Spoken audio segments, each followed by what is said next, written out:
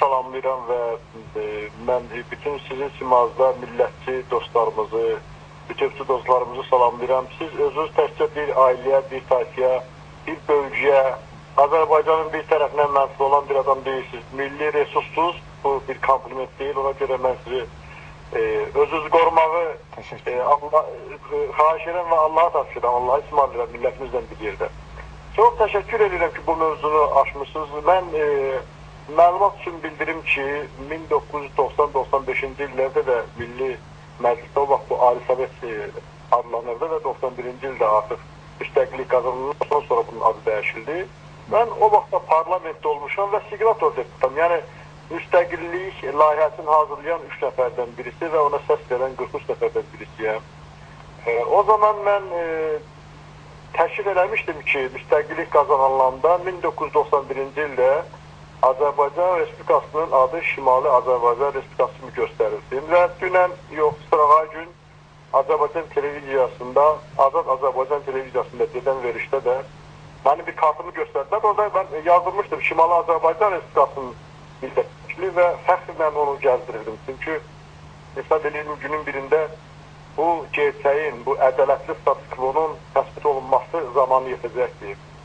Mən o zaman o təşkildən ona görə çıxış edirdim ki, düşünürdüm ki, biz Şimali Azərbaycan Respublikası kimi ölkəmizi adlandırmaqla bütün dünyanın ictimai rəyinə bu ölkənin bəs güney hissəsi hardadır? Nə olub ki, bir Şimali Azərbaycan Respublikası var və bunun bir hissəsi yoxdur. Günün birində biz xalqımız azadlıq davasına qalxanda, Azərbaycan Milli Azadlıq Hərəkatı qalib gələndə, Azərbaycanın güneyi öz azadlıq davasına qalxanda dünyaya da sürpriz olmasın ki, bu nə davası deyən bir təklifdə bulunmuşdum. Çox təəssüflər olsun ki, o zaman bu həqiqətləri, bu istəkləri günün reallığı kimi qəbul eləmək imkana malik deyildi, bəlkə də cəmiyyət, hətta parlamentin özüdür. Amma nəhayət ki, indiki zamanda bu bir tartışma məsələsidir. Biz dəfələrlə sizinlə də fikirlərimizi bölüşmüşük. Bəzən bizə deyirlər ki, filan böyük dövlət, İran bir projesi var ortada, onunla bağlı çalışmaları var və güneydə də hərəkat məhz ondan stimul alır. Mən həmişə buna bir cavab verirəm ki, ən böyük dövlətlər də, o cümlədən Amerika Birləşmiş Ştatları da 79-cu ildən sonra İranla münasibətlərində fərqli bir vəziyyət yaranmışdır. Amma Azərbaycan 200 ildir bölünəndən davasını aparır. Kim ki indi İrana qarşı olursa, onlar bizim yanımıza gəlir. Milli Azadlıq Hərəkatı kimisə yanında olmuyor. Heç vaxt bu müstəqildir və millətin içindən gələn bir hərəkatdır, bir davadır. Və həm də mən onu da heç vaxt qəbul eləməmişəm ki, Güney Azərbaycan Milli Azadlıq Hərəkatı var və yaxud da Quzey Azərbaycan Milli Azadlıq Hərəkatı var. Var Azərbaycan Milli Azadlıq Hərəkatı və onun nəticələri.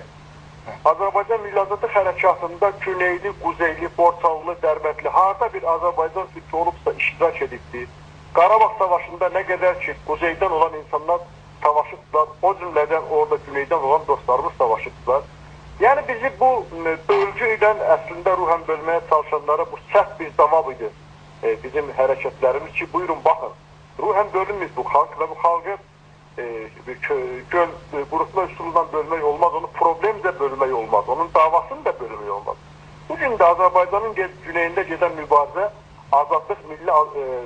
Azərbaycan Milli Azadlıq Hərəkatının güneyində gedən hərəkatdır.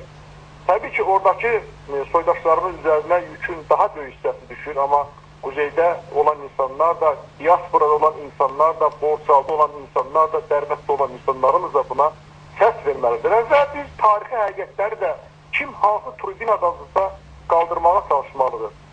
Mən sizə, gerçəkdən bəlkə sizə, bu toxunar sizə təşəkkür edəndə siz vətəndaş borcunu yerinə yetirsiniz, amma gerçəkdən mən sizə təşəkkür edirəm ki, hər bir vətəndaşın yerinə yetirmədiyi bir işi görürsünüz. Gecə gündüz, saatlarınız olmadan, səhərlici, bütün varlığını ortaya qoyub, o Rupordan, Günaz TV-dən istifadə edərək millətin həqiqətlərini ortaya çıxarmağa çalışırsınız. Bizim də əlimizdə olan kiçik imkanlar düşdüksə, bunu yürütməyə çalışırıq. Və mən sizin nəzərinizə çatdırım ki, 2010-cu il parlament seçkilərində mən bu dönəm Milli Məclisə üz seçiləndən sonra parlamentdə keçən il ilk çıxışım məhz Türkmənçay müqaviləsinin qüvvəsini itirməsinə həsr olundu və bildirdim ki, artıq Azərbaycan parlamenti rəsmi şəkildə Türkmənçay müqaviləsinin qüvvədən düşdüyünü tanımalıdır.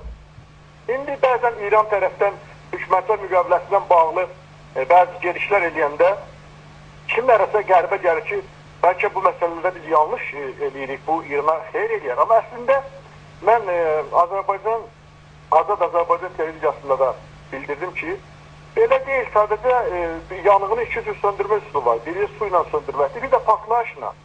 İran mollalarının əlində başqa vasitə qalmır deyən, indi bu vasitə ilə partlayışla yanğını söndürmə üsulunun üstünə gedirlər.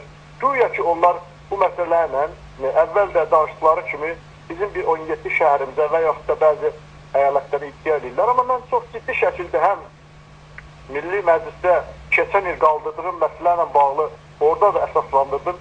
İndi də əgər icazə versəz əsaslandıraram ki, düşmənçilik müqaviləsinin qüvvədən düşməsi bəs Azərbaycanın xeyrinə olan və labüd bir məsələdir. Nəyə görə? Əvvəla ona görə ki, düşmənçilik müqaviləsi iki imperiya tərəfindən ki, bağlanmışdır. O imperiyalardan birisi yoxdur, Rusiya imperiyası və onun işğalına verilmiş ərazilərin bir hissəsində Quzey Azərbaycan Respublikası qurulubdur. Niyə məhz bir hissəsində? Çünki bilirsiniz ki, Gülüstan türlü bağlananda, Azərbaycan bölünəndə Naxçıvan və İrəvan xanlığı Rusiya verilməmişdir. Amma düşmənçilik müqaviləsi ikinci dəfə 1828-ci ildə bağlananda Naxçıvan və İrəvan xanlığı da Rusiya verildi. İrəvan xanlığı indi bizdə olmadığı üçün deyirəm ki, bir hissəsində, yəni Naxçıvan da daxil olmaqla Azərbaycanın quzey hissəsində qurulmuş indiki Respublika ki var, Azərbaycan Respublikası, onu işğal edən tərəf yoxdur.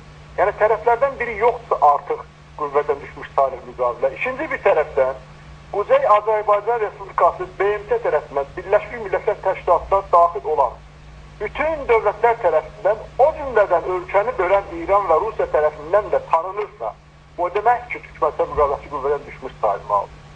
Amma burada İran iddia eləməyə çalışır ki, düşmənçilik müqaviləsi qüvvədən düşdü, salınmalıdır və biz Azərbaycanın quzey hissəsinə də iddialarda bulunduruq.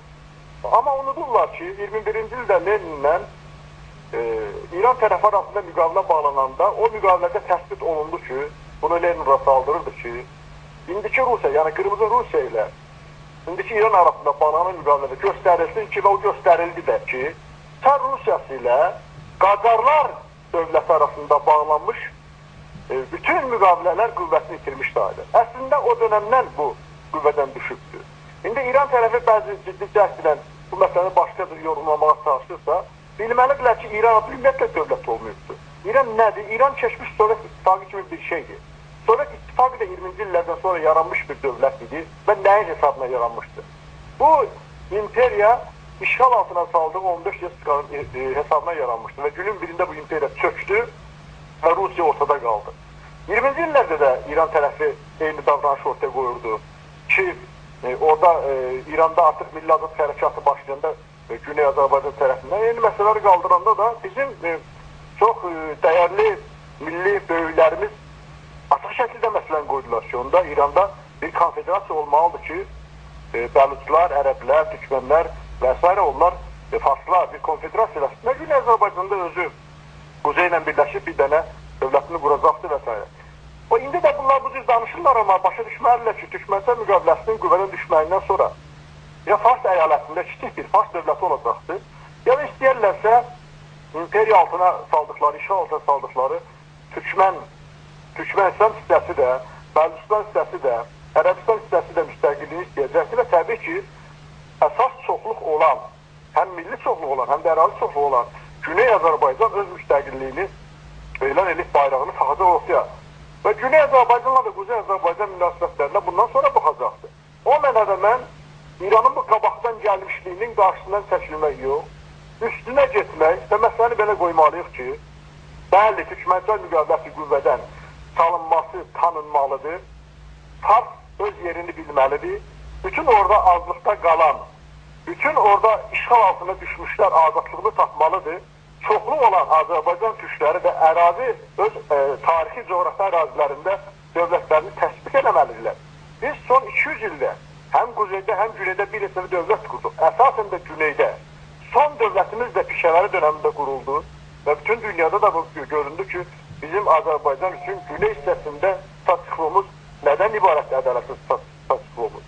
Və 1978-ci ildə konvensiya vardı. O konvensiyada gösterdi ki, işğal altında olan dövlətlər, işğaldan qurtulduqdan sonra onu işğal altına salan dövlətlərin təhdidlərini və öhdəliklərini daşımırlar. Ona görə Güney Azərbaycan inşallah ki, azadlığına çatıldıqdan sonra indi İran adlandırılan son dönemdə İran kimi ortaya çıxar, əslində uzun illər boyu, yüz illər boyu Azərbaycan Türkçünün qurduğu orada dövlət olubdur və son illər ortaya çıxan bu İran tərəfindən qəbul olunmuş heç bir təhdid daşımayacaqdır. Güney Azərbaycan dövləti Quzey ilə öz münasibətlərini sərbəst şəkildə xalqın bütövlükdə Quzeyli, Güneyli xalqımızın birlikdə referendum nəticəsində təsdiq edirlər. Əlbəttə, mənim dediyim bu son fikirlər mənim subyektiv fikrimdir.